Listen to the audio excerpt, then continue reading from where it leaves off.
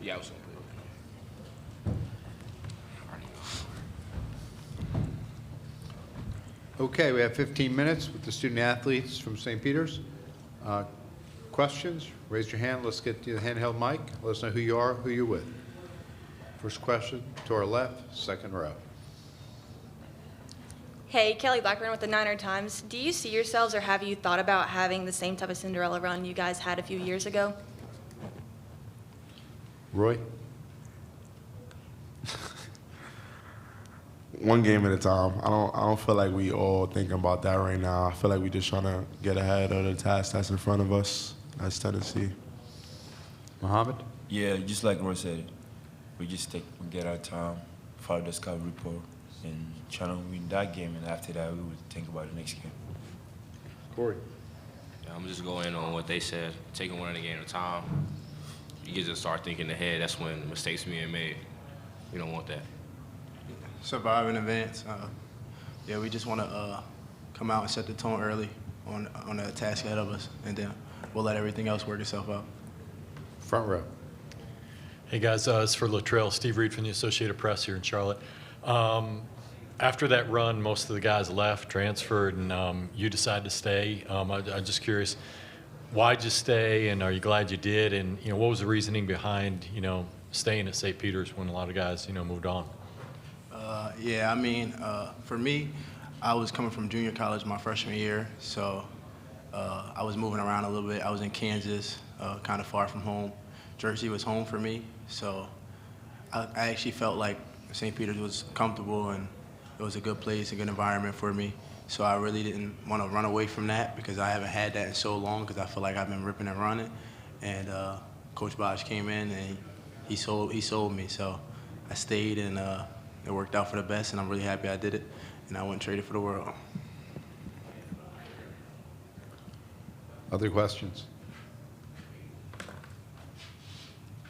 Brendan Marks, an athletic question for Corey. When you came in last year, first year coming in, I mean, how much did you hear about that versus how much was it, okay, new staff, new roster, trying to remake things differently? Like, is it hard to appreciate that while also trying to build something new? I mean, I've heard a lot coming in, but it was really just the guys that were here, Juju, Jerry, Trail, Zay. They talked about it a lot, but they was like basically giving motivation, like, you want to go here again, you want to do it again. Like, it was a great feeling. You want to be a part of it. Other questions in the room? Also, if you have a question on Zoom, please use the raise hand feature. We'll get you online here. Any other questions here? Any other questions in Zoom? Okay, guys, they took it easy on you today. Go get them tomorrow. Thank you. All right, thank you.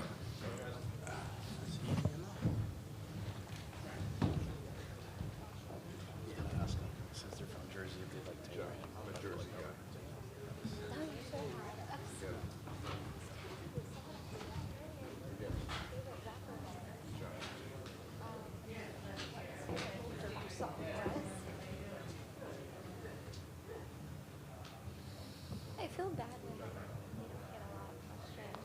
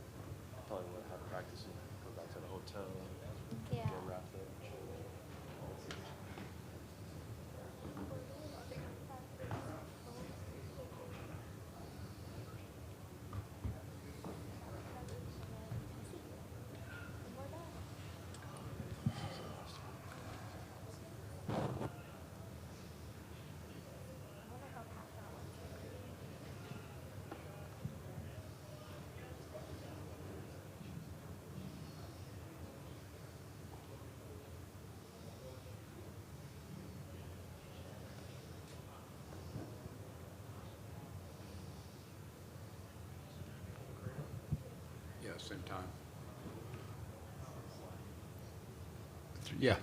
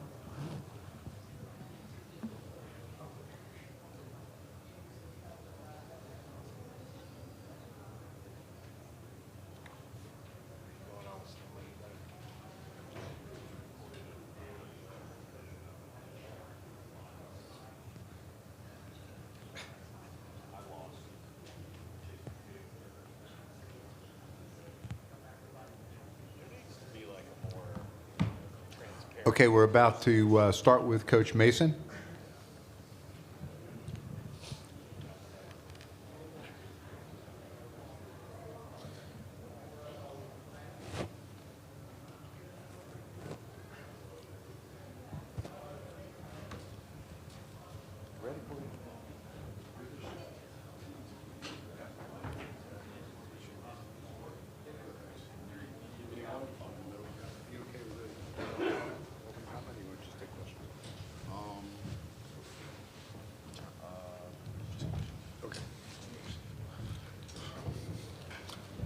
Okay, reminder, raise your hand. Let us get the handheld mics to you. Let us know who you are, who you're with. And reminder, no recording allowed of the press conferences. All right. First question, raise your hand. We'll get the mics to you. Who has the first question?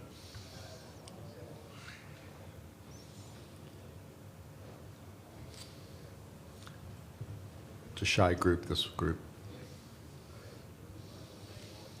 Yeah, Coach, I'm curious, obviously you took over for Shaheen at St. Peter's. Curious how much the elevated profile of that run 2 years ago impacted your decision for wanting this job. I'm born and raised in Jersey City. It was more so about being that hometown kid, going back to his neighborhood school and being able to get us back on this stage here. I've known Shaheen since I was in 7th grade. I've known him for a long time. The job that he did was incredible. Our name recognition, nationwide is recognizable anywhere. So I don't know how much it necessarily played into it. It was more about just that hometown kid going back to his neighborhood school and seeing if we can keep this thing going. Joe Rexroth from The Athletic. As following up on that, how much of that run has impacted your job? I mean, how many of these kids that you talk about that, or is that a thing that you think is helping you? Yeah, when you pick up the phone and call and you say St. Peter's, most kids say, man, I watched y'all guys make the run. I was cheering for y'all guys. Y'all guys did a great job. And then, once they stop ranting and raving, I just usually follow that up with, hey, that wasn't me. I'm the guy that replaced that guy.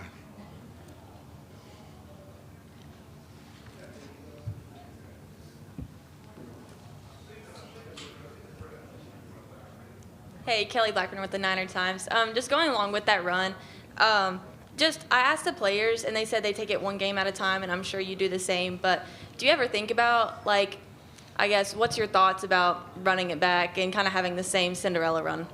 Well, yeah, I felt it at our conference tournament. This is now year 2 for me. Both years at our conference tournament, I thought our fans, the support was great. That mystique of Peacock Nation, it was a very real thing for me. I felt it. So being here now in this environment, I'm excited.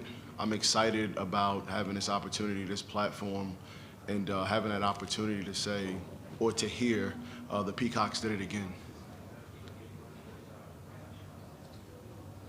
Front row.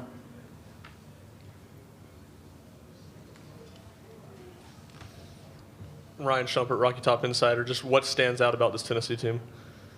I've been telling my team, we're probably a mid-major version of them in terms of how we defend, how we rebound. But they probably got a couple NBA players on their team. So size, athleticism, everything's a little bit different. Dalton's, we haven't played against a guy like him. So it'll be the ultimate test for us, but I think we'll be up for it. Middle of the room. Yeah, Coach, obviously, just turned 40 last month, but, nearing 200 career wins. You've been around the block a little bit in college head coaching. Curious what getting an opportunity so young has taught you, and how you've been able to learn as a young coach by being a head coach instead of, working under people. Well, the one thing that, getting into this profession did to me was, it cost me my hair early. But no, I've seen it all in college coaching.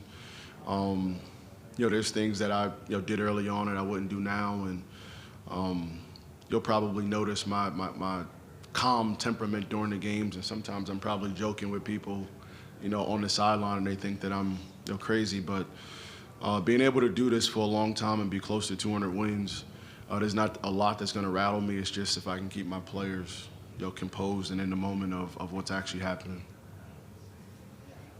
Back of the room. How important is tempo in this game in particular on your side of things, limiting possessions? Huge, huge for us. I think Tennessee's probably averaging 15, 16 more points per game than we are. We're coming off of a conference tournament run where we didn't give up 70 points. I don't even know if we gave up 65 points. So, we want to try to bring them down in scoring and do that by controlling the tempo offensively and defensively. Front row. Coach Steve Reed from the Associated Press, you mentioned Dalton. What challenges does he present for you guys? For our conference, for our level, he's a really, really big wing. I've watched multiple games. I've heard commentators say he's from 6'7", 6'8", down to 6'6". And my wing players are around 6'3", 6'4", so instantly the size difference is huge. But then just his confidence. That kid always has his foot on the gas, and he's trying to score, putting pressure on the defense. So you got to be ready to defend him for 40 minutes, 30 seconds, the entire game. Can any of our friends on Zoom have a question? Please use the raise hand function. We'll get to you as well. Other questions from the room?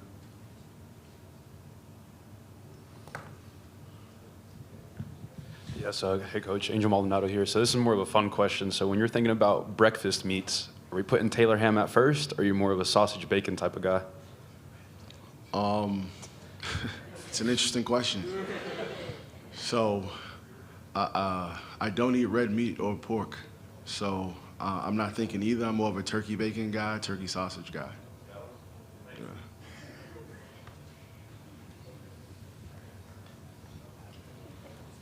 This is just another fun question. Coach Hubert Davis talked about he really likes Lil Durk and that's some of his hype music. What's your type of hype music before a game? You know what? I can't tell you one song that these guys are playing right now, even though I'm young. But there's like there's two of them that I really like, and I don't know the names of the guys who sing them, but when the guys actually know I like them, so when I'm coming into the locker room, they tell our strength coach to put it on, and I come in and I start going crazy. But. Coach, so Latrell's, I guess, really the only holdover who's still playing for you guys from that team that made that run. I know you weren't here, but what did you have to say to him when you came in, and how has he developed as a player, and does any of his influence from being here during that run carry over to your guys? You know what? I didn't do much talking to the returning guys. When I came in, I wanted to introduce myself with the work. We got right to work on the court. I wanted to see what they had. They wanted to show me what they had, and I wanted to show them what I was about. But what I will say, Latrell and I had a conversation going into this year. And I talked to him about Latrell was a baseball player in high school who went to junior college to try to get a Division I scholarship. That didn't work out due to COVID. He ended up being a walk-on here at St. Peter's and starting games and being on that team that went to the Elite Eight. What I talked to him about was going from that baseball player, walk-on, to now probably becoming one of the most decorated players in St. Peter's history if he could lead us back here. And I meant that, and that kid took it to heart, and we're here. Any other questions? Back of the room. Thanks. I know you mentioned Connect. Obviously, Ziegler plays the point for them. Adu has been pretty consistent. Their shooters have not been as consistent. Is that, as you look at them, is that, I guess, first of all, you hope that they're missing some shots, but do you kind of have to put the game in their hands as much as possible? You know what? They go so simple in terms of getting Dalton the ball. It'll be tough to take him away. But we do want to load it up and make him have to play against our team defense and try to make those other guys make shots specifically early into the game where I think it's going to be thick. I don't want him getting off to the greatest of starts. And now everybody else sort of follow. I'd rather him play the take-over role for 40 minutes. left aisle. Brendan Marks, the athletics coach. Just wanted to follow up on what you were just saying about that conversation with Latrell. You told him, if you do this, this is what will happen. You said he took it to heart. What do you mean by that? How did you see him do that over the course of the year?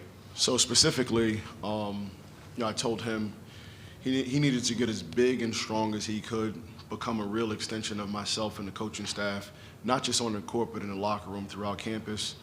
And I don't know how good of an offensive player Latrell is or he was going to be going into the season, but I told him he should really focus on becoming Defensive Player of the Year. And in doing so, he was named third-team All-Conference, and he was named Defensive Player of the Year. And he is, no doubt about it, the leader of our program. Front row.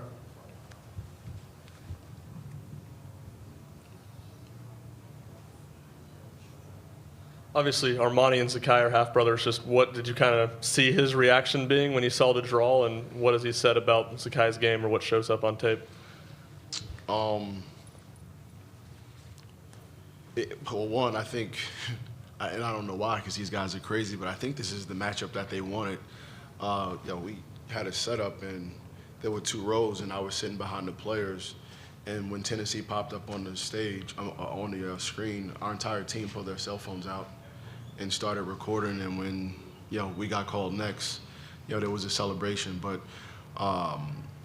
Zakai got to this level because he's ultimately competitive. Armani's with us because he's competitive. So although they're brothers and they spend a lot of time with each other and they probably talk a lot, I think that they'll both be looking forward to competing against each other on this stage. And that excitement with those two has probably trickled through both locker rooms. Any other questions? All right. Thank you, Coach. Thank you.